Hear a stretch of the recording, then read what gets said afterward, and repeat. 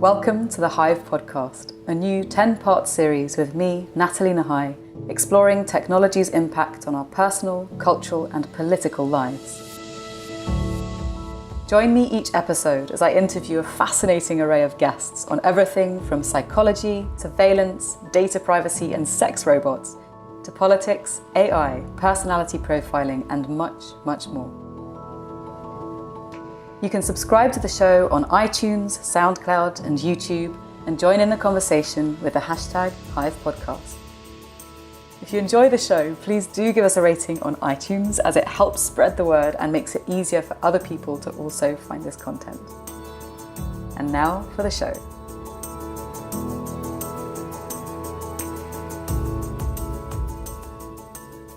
Dr Aaron Balick is a clinical psychotherapist and author of several fantastic books and the director of Still Point Spaces UK, the London-based hub of an international organisation devoted to sharing ideas from depth psychology with the wider public.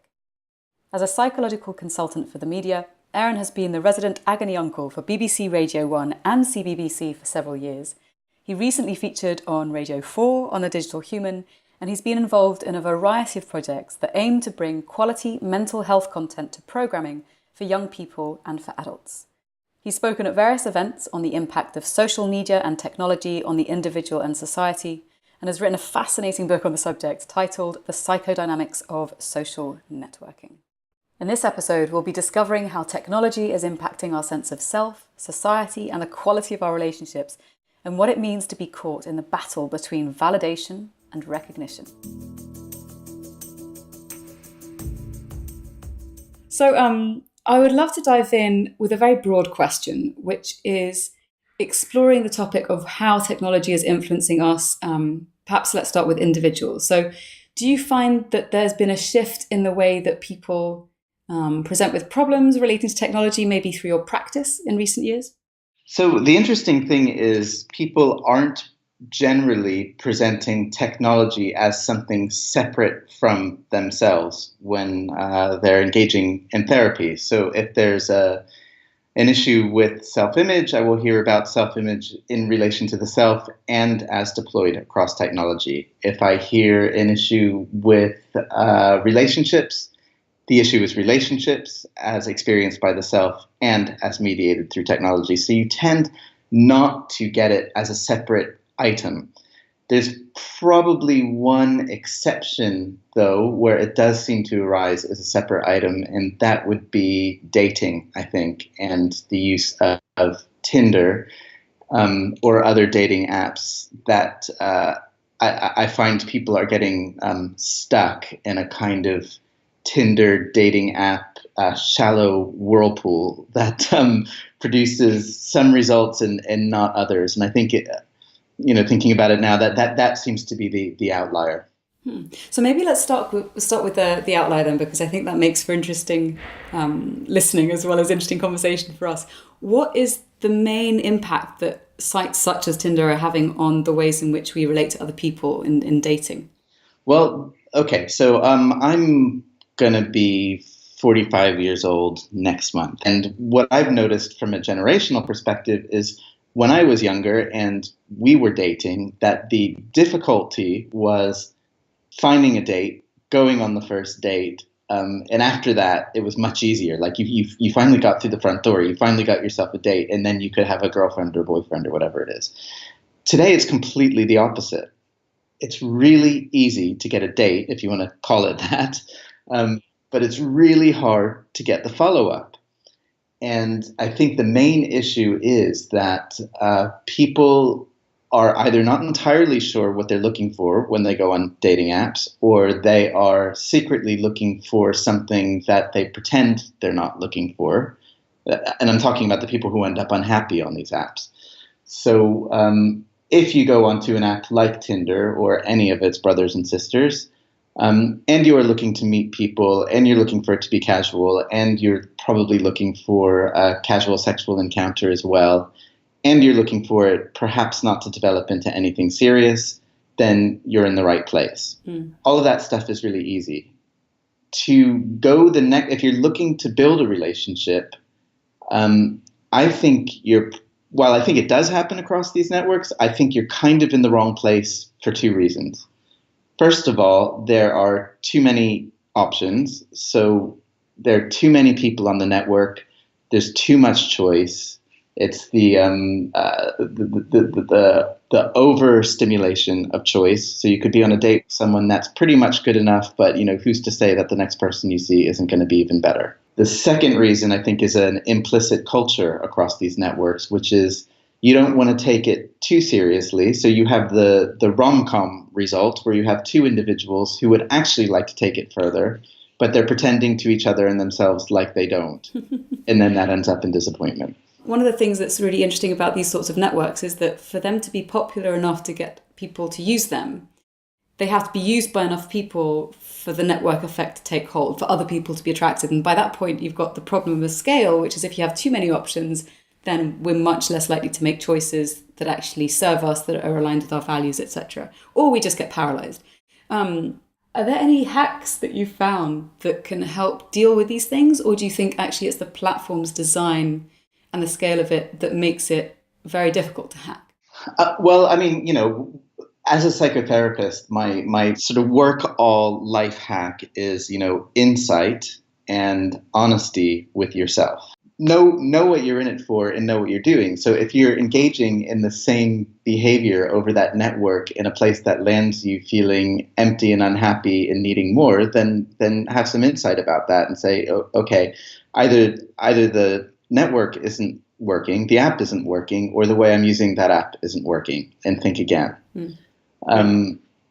I have nothing against sex as recreational activity, serial dating as a social activity, but if you're engaging in that behavior, but you're actually looking for something more, you're going to get more of what you're going to get, if you see what I mean. So in a sense, it's like, okay, decide if it's working for you. If it's not working for you, can you use the app in a different way, or do you need to be doing something completely different that's going to put you in the ballpark for the kind of relationship that you're looking for? Okay, so that's kind of Tinder. We've explored that very briefly. What are some of the other ways in which technology shapes the way that we perceive ourselves and that we present ourselves to others?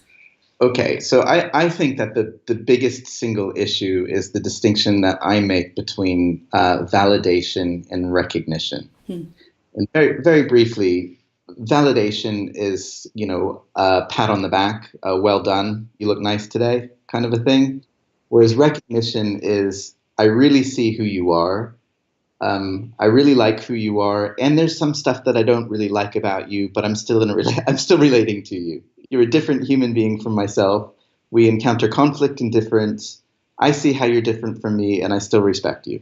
Yeah, so it's a little bit more nuanced. It's a little bit more complex, and it's actually functionally what human beings need emotionally and psychologically. So you imagine parenting, which is a really good example. Parents don't always like their kids. Yeah, kids don't always like their parents. Partners don't always like their partners. But you have a relationship with the whole person, ideally. When we go online, we appeal to validation more than recognition because that's what online gives us. It gives us likes, it gives us retweets, it gives us followers. All of these things are kind of low nuance, low complexity strokes of the ego, in a sense, and feel really good, but they're not recognition. And when people get lots of validation and not enough recognition, there are consequences. And I think what we're seeing on an individual and cultural scale all over the place is a culture that's being built upon validation at the expense of recognition. So I wonder if this ties into some of the more recent pieces of research that's looked at, for instance, levels of self-reported loneliness in the States, or the reports of people feeling a lot more depressed or anxious or lonely having spent greater amounts of time on social platforms such as Facebook, for instance. Do you think that ties into this this thesis of kind of it being too much validation and not enough recognition? I think it does. In psychoanalysis, we understand this concept. It's kind of got I don't really like the name of it, but it's called the false self. And basically, what the false self is it's how we manage our parents when we're infants and children. The example I like to give is if you're a baby and you're crying a lot, and that brings your mother's attention, then you learn that, crying brings your mother's attention. But if you find out that crying makes your mother anxious, you will learn instinctively to cry less because you don't want to make your mother anxious. So even though your authentic, true feeling is to express distress, you know that your distress makes her distress, so you kind of learn not to express your distress. And that's the development of the false self. I'm not going to be distressed because that will make them distressed. Now, psychoanalysts are very much in agreement that we all need a false self. It helps us adapt to reality. It helps us adapt to other people. It helps us avoid conflict. It encourages social cohesion, because everybody's not just doing their own thing all the time. Where you run into trouble is when you kind of believe your false self to be your whole self. Yeah. So your adapted position becomes all of who you are rather than just an aspect of yourself. Social media, for the most part, not all of it and not all of the time, enhances aspects of the false self because it's a virtual performance of yourself in a public environment. And because of mobile technology aiding and abetting false self, because we can do it on the bus, do it at the bus stop, looking at our smartphone between every single pause, looking for the likes and the retweets and the followers, we become attached, that false self manifests itself bigger and bigger and bigger.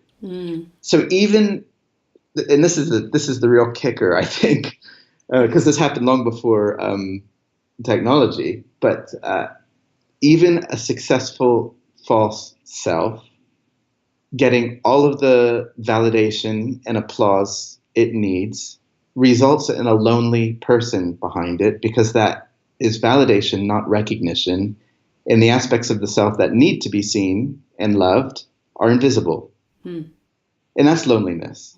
It sounds to me like this plays in a bit to, or connects with, narcissism, sort of from a clinical perspective, the idea that we become so enamored with this shell self to kind of almost compensate for this void or this existential, this lack of existential recognition that you are enough as you are just for being, that kind of unconditional side of things.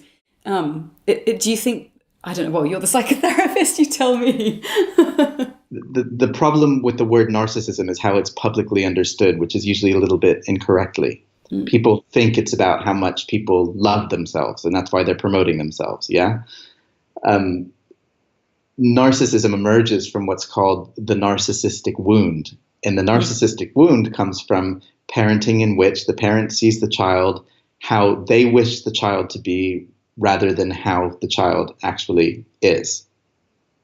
And then just like with the development of the false self, it's very, the two things are intertwined. The child begins to learn, well, if I'm like this is where the strokes come. This is where the prizes are. And feels like the spontaneous, authentic aspects of the selves aren't worthy, aren't wanted. So you're constantly compensating for that loss. So the more narcissistic you are, in a sense, and certain world leaders come to mind, the deeper the wound is of the lack of recognition from the earliest time. Wow. And so is there something to be said for the idea that if we don't experience that sense of recognition early on, then we don't know how to seek it because all we've had access to is validation. And that's the thing that then people with this wounding will perpetually hunt out? Pretty much, yeah. I mean, all of us, because all of us have false selves, we all have narcissistic wounding, and it's a matter of how wounded we are and how misrecognized we were as children and how our innate character, responds and deals with that.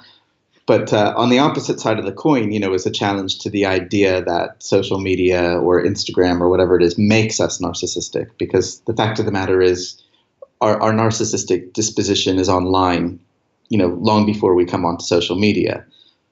Whether it exacerbates it or not, I think is a fair question. And I think, yes, it does. And I think we do live in an exhibitionistic, self-referential, narcissistic culture, which is why we've created the social media that we have. So it really does overlap. But I think the good news is if you're coming from a good enough parenting background and your narcissistic wounds aren't so huge, you can make smarter decisions about the temptations towards narcissism online. If the wounds are quite large, living in a social media environment isn't going to do you any favors. What you really, really need is the hard graft of complex interpersonal relationships where they're seeing your complexity rather than your false self. So how might one be able to tell if this applies? So for everyone listening, if you're listening to this and you're thinking, hang on, well, how do I know if maybe I should spend less time on social media? How do I know how wounded I might be? Mm-hmm. Is there a way of perhaps sensing that out? Yeah, I mean, I think, it's what I call listening in.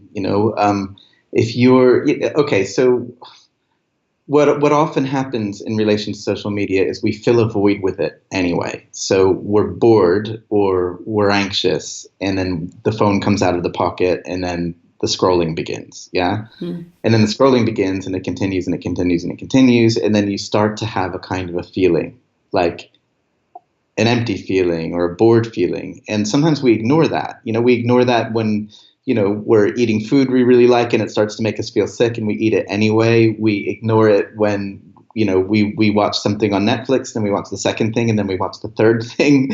It's like, maybe I don't want to be doing this. Now, all of these things aren't about narcissism, but if you are hot to what's going on inside you, you become aware that your activities are not making you any happier, they're making you feel worse. And I would say even before you get to the activity, I think it's a good idea to stop before you even pick up the phone when you're feeling A, bored, or B, anxious, and maybe wonder what feeling might emerge if you don't distract yourself immediately with social media. And if that feeling is loneliness, what would it be like to make another choice for a high complexity relationship with a real person in your real social network instead of logging on? So reaching out to a friend, going and having a cup of coffee or whatever it might be. I think so, I think that's what I call like a nourishing relational encounter. And when you need a nourishing relational encounter, don't go to find it on Facebook. We need a nourishing, complex relationship with another human being. You might find that on Tinder, but it's not the most likely outcome. So, you want to make some choices. If you want a cheeseburger, every once in a while get a cheeseburger. And you can get a cheeseburger through Facebook and you can get a cheeseburger through Tinder. But if you want a nice, nourishing meal that's going to make you feel really good, think carefully about where you're going to find that. But it's one of these funny things, because I know that, we all have some understanding, I think, and thanks to the way that the public discourse is changing around this, as to how social media can sometimes harm our sense of well-being. But it's something which we still are very reticent to give up. And I give talks on this about how these interfaces are designed to be persuasive or addictive, what constitutes ethical versus non-ethical use, where the grey line is, and we can make our own decisions about where that might be. But it's all great in theory, and yet even though my Twitter use has gone down, I'm no longer on Facebook. I haven't been on there for like 5 or 6 years. I still check my phone, and it's and while I'm doing it, I still think, oh yeah, but I could be doing something else, and it's this sense of wanting some kind of reward or arousal. By arousal, I just mean something like excitement as opposed to sexual arousal, although I'm sure you can find it on your phone as well. But it's this kind of this conditioning that if we want some sort of pick-me-up, that's where we're going to find it. And it's quite hard to break that conditioned pattern. I mean, nice choice of words, conditioned pattern. It is a conditioned pattern. We condition ourselves, and the products are built in a way that enables us to do that. Look, I've learned to have a relatively okay diet. I like the diet metaphor because it just works for me. But if there's a tube of Pringles in my house, they will go. Yeah, and if they're not there, I'm not going to eat them. And in some ways, we have to get ahead of ourselves, because it's like with our smartphones, because they do everything. It's like having a cabinet full of all of the lovely snacks you like all the time. So your better self, in a sense, has to get out in front. Now, I'm not against Facebook. I'm on there too. I'm on Twitter. I'm on lots of them. But you want to think about and you can get some apps that do this. My phone will be on airplane mode, for example, for most of the day. If I'm really desperate, I can take it off of airplane mode and check my apps, but at least I put a little barrier in front of it. It's like not filling the house with the bad habit food. And I think our better selves sometimes have to get in front and say, well, I need to actually reduce my capacity to access this thing because I don't trust myself not to access it if it's there. Yeah, I have the same thing with Maltesers. So we've talked a little bit about social media and dating. An area that I am keen to explore with you it's related to surveillance and the idea that if we feel like we are constantly on, either sharing stuff consciously through social platforms or being listened in on, or having our digital behavior tracked by whatever programs are tracking us, whether it's cookies or ads or whatever it might be. Mm-hmm. How does our sense of being tracked and watched shape the way in which we grow and develop as people? Really, really good question, and it's making me think of two different tracks. One of which I hadn't thought about before. I'm going to save that for a second. But the first one is about what we do, how we justify certain things in our own heads, right? And in psychoanalysis, this term is called disavowal, yeah, which is I like to call it denial light. So it's not like we're acting as if it never happened, but we're acting as if we don't really know it's happening. So we all know, but we kind of do it anyway. Yeah, we know that our internet service provider can find out everywhere we've been, that our mobile phones track us, that all of it. And we do a little trick in our mind that says, I don't really care, or it doesn't really matter. And I think there's some evidence to say in the present sense, who knows when it would change, that it probably doesn't matter. It might be that if somebody said somebody, can have access to all of the pornography you're watching, and they know exactly what search terms you're looking at, and they know how long you've been watching it, it's a pretty terrifying thought. But at the same time, most people don't care what kind of pornography you're watching, unless you're paying them for it. And most people don't care what kind of books you're buying, unless, the will it's a profit-driven will. So in a sense, unless, and I think it's a real fear, unless the safety infrastructure of our nation state changes and we move back to like an East Germany kind of a thing. And I think, there's probably some fair worries that could happen at any time. Where our governments will use that stuff against us. That's where the fear is. But in this very moment, I think we justify ourselves out of that situation. I think people are under the impression that there is no real danger in kind of corporate bodies knowing everything about us. No real danger. We're uncomfortable with it. We don't like it. But there's not a sense of impending doom. Yes. That could change, of course. Governments could change, and then suddenly the stuff could be used against us. And I don't think it's an accident that, Germany has some of the most rigid privacy policies because of their experience of East Germany. So that's the one level, the disavowal level. Yeah, we know, but we try not to care about it too much. We try not to think about it too much because it's inconvenient to do so. Yes. So the second issue, which I hadn't really considered deeply until you asked the question, is how imagined audiences operate within surveillance culture, which occurs to me in this moment. It's pretty, can I say pretty fucking pernicious? Yeah, you can say that. Yeah, it's pretty fucking pernicious, actually, because we are so embedded in our social media world in which we kind of carry our imagined audience around all the time. So it's like you see something and you think, I could Instagram that shit, or I'm going to tweet that, or, there's this part of your mind, I think for most of us anyway, who are on social media, where you're thinking about how something might come across social media. Yeah, I hate having that presence in my mind. It's terrible because then, you're really in false self, aren't you? You're really in like a being for other people to see, which is not always, it's not a great position to be in all the time. And also you're almost experiencing yourself through the view of the other. So you're not even properly embodied at that point. You're just kind of seeing your experience as a performance. So it's not even fully lived, I think. Yeah, you become the object of your own public narrative, which, might be fun at times, but you don't want it as a permanent position. But the question then arises, if we have got so used to carrying around an imagined audience, then maybe the way in which we're surveilled becomes much more palatable. Oh, and that's such a horrible thought, this idea. It was one thing that I've explored a little bit with one or two other people in the series, but the Orwell versus Huxley view of the future. In Orwellian futures, it's kind of this dystopian view of a boot stamping on the human face forever. Whereas in Huxley's, it's a lot more kind of based on entertainment and our sense of just, well, fuck it, it's fine. Let's just walk straight into this, and isn't everything fun?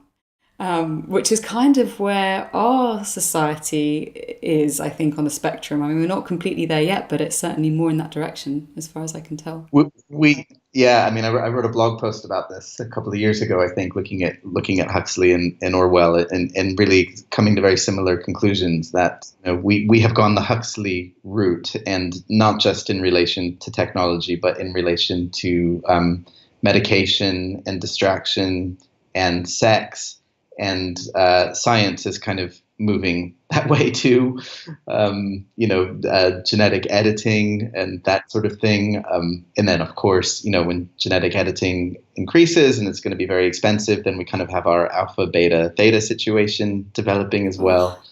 It's terrifying. I mean, I know that in this particular series, we're dealing more with the present situation, and we're not even getting onto the sort of the grander dystopian visions of what can happen when we start really interfering with the building blocks of humanity. But it's I mean, this is basically whatever we're doing now is going to set the foundations for the future that we're going to build. Absolutely. I mean, the snowball is rolling down the hill. I heard just this morning that they think we're 10, maybe 15 years away from being able to use DNA to store digital information. Oh yeah, I read that. That's insane. It's insane and fascinating because it kind of makes you think about now, and we are DNA information machines already. Huh. We just don't know how to use DNA to hold other information. But when you think, that's basically what we are as human beings. DNA information machines. It doesn't not make sense. We are data stores of our experience. We're data stores of our memory. I got into quite a heated argument with another psychotherapist the other day when I suggested that, we're basically very complex algorithms, and they said that's a very dark nihilistic thing. And I said, well, look at what psychotherapy is. It's a conversation in which you hope one person's dialogue will alter the other person's internal world in a positive way. And you can see that as two different algorithms in conversation with each other, and changing the structure of the algorithm through interaction. So it doesn't have to be nihilistic to reconsider how information processing works on the what we understand as the human scale or the binary scale. Yeah, it's communication of information across bodies. So beautifully put. Actually, that connects also to the idea of being able to use increasingly our physical selves to act as passcodes with all the biometric stuff that's possible. So palm prints, heartbeats, irises, all of that. Yeah, and also, how that fits into big data. So I think, then we run into basically a profound issue of trust, right? So because we live in a capitalist society, we know that the motivation for big data and how it's used ends up being profit. I think that scans pretty closely to humans over time. Whatever system you want to look at, it's kind of how desire operates. So the fear is, you're going to use big data to maximize profit, no matter what the consequences are. Yeah, the tobacco model, let's say. Yeah. I'm going to sell you cigarettes, even though they kill you, because it's going to make me lots of money. Yeah. But imagine a situation in which the NHS and Costco and Tesco and your local mini market are sharing all of this information, and then suddenly work out that, let's use both of our sins: Pringles plus Maltesers plus a certain fabric softener plus travel to a certain area and a certain cotton polyester combination has been producing liver cancer in a number of people. Yeah, so like suddenly you're using information from a whole variety of different data points that no human being would ever independently consider. And then it's like, okay, there's something about this combination that's resulting in this consequence. And that's like a brilliant use of big data, because we'll never find that on our own. So then it really does hinge on transparency and trust, and then who owns one's data and the willingness we have to share our data, where the exchange is something that we're comfortable with. But I think that's the crucial question, is how do we get to a position where that's what we're dealing with, where we actually have a say in the way that our data is harvested, made sense of, correlated across other data sets, etc.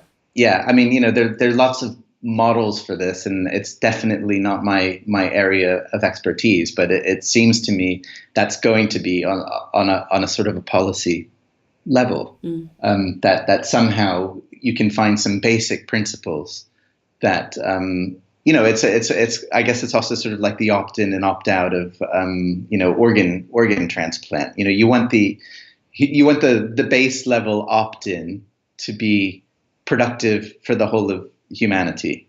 Yeah, that should be the ideal goal. And it's just unfortunate that profit and human beings' better good aren't always aligned. They're often or frequently not aligned. When they are aligned, you get some pretty amazing things. You also get some pretty amazing things happening kind of on their own. We as a species eradicated smallpox, in the 1970s through identifying a vaccine and then identifying a way to get it in the places where it was needed most. And now nobody gets smallpox anymore. We stopped using chlorofluorocarbons to seal up the ozone hole. So I do think, there's enough optimistic evidence out there to think that we could utilize this kind of information and this kind of technology for some amazing good very quickly, because it's moving so fast.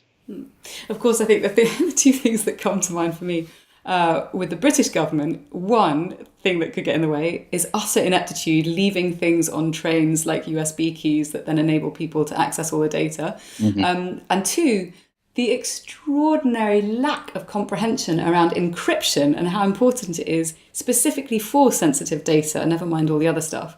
So I think unless those two problems get somehow solved, it's going to be pretty tricky to move forward in a way that's going to be helpful to the most number of people. Well, I think that's right. And I think that's part of the trust issue. And I think it's kind of a funny, because basically if you know how to code and, you're in Apple rather than in government, that's who you've got to trust at the moment, right? You got to trust people who know what the hell they're doing. And it just so happens that we live in a time where governments actually have the least amount of trust. And while there's some suspicions around companies like Apple, I imagine people probably trust Apple more than they trust the Trump administration in the States. Perhaps people trust GCHQ more than they trust the government itself. I don't know for sure. But it's the knowledge holders that have the power, and I think we have to really hope that the people who have that knowledge also have a robust ethical system in how they want to deploy that. And of course, there are no guarantees that's going to be the case. Oof, yeah, and if the present situation and recent past is anything to go by in the way that Silicon Valley is kind of now, I suppose, lying in the bed it's made, it's I'm not sure about my optimism around that. I'm also conscious of the time, and so I'd like to wrap this up by asking you three questions. The first of which is, what is your greatest concern for the future? Sorry, there are too many to count. Yeah. Okay. My greatest concern for the future is that we are so overloaded with information that I think we're not getting our priorities straight. So money flows to places that where the most viral campaign is happening at the moment, not necessarily where something needs to happen. And I would feel much better if there was some grand sifting process that kind of said this, plastics in the ocean, for example. And who am I to say that's a priority? But it seems to me, since going throughout the entire food chain, it probably is. But that we're so distracted that we're losing a sense of A, priority, and B, what our responsibility is to those priorities, and C, what is the best way we can club together to resolve some of the major issues that are affecting the planet today. Yeah. Okay. What is your greatest hope for the future? I can have quite an optimistic hope in humanity. I'm currently reading Steven Pinker's Enlightenment Now book. He also wrote, Angels of Our Better Nature, where he goes on through a series of, a lot of evidence to show how human beings actually have been getting better and better over time, killing each other less, fewer wars, hardly any famines anymore, that actually the trajectory might look pretty good. There's a lot of criticism of his work in this area. Nobody denies that there are a lot of problems, but the examples I gave you before about smallpox in the ozone hole give me a sense that, sometimes the will towards health on the global scale can win out. I like to think so. It's interesting that that your concerns and your hopes are around our place on this planet and what we can do to help make sure that it thrives. Of course, technology, I think, can play a role in that. If you could give people one action that they can take today to fight for this future, what would it be? So probably something I said a little bit earlier about insight and being honest with oneself. It's kind of interesting that I answered your two previous questions on a kind of global scale when actually my main job is to work one-on-one with individuals. Yeah. It kind of surprised me there. But I think when people are quiet with themselves, insightful about what their needs are, what their vulnerabilities are, their relationships with those closest to them, and honest with themselves about the answers that they get, about the questions they ask themselves about that, people make better choices. I would kind of say, stop fooling yourself. I mean, we all do a lot of the time, but take some time out to stop fooling yourself, find out what your needs are, find out honestly what the real needs and desires of those are that are close to you, have an honest conversation, and take it from there.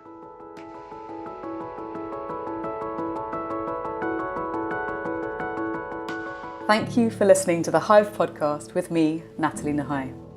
To find out more about today's guest and the topics we explored, you can find resources and links on the show notes page at natalienahai.com/The Hive podcast. If you enjoyed the show, please do give us a rating on iTunes and join in the conversation with the hashtag Hive podcast. Thanks again for listening, and I look forward to sharing more with you in the next episode.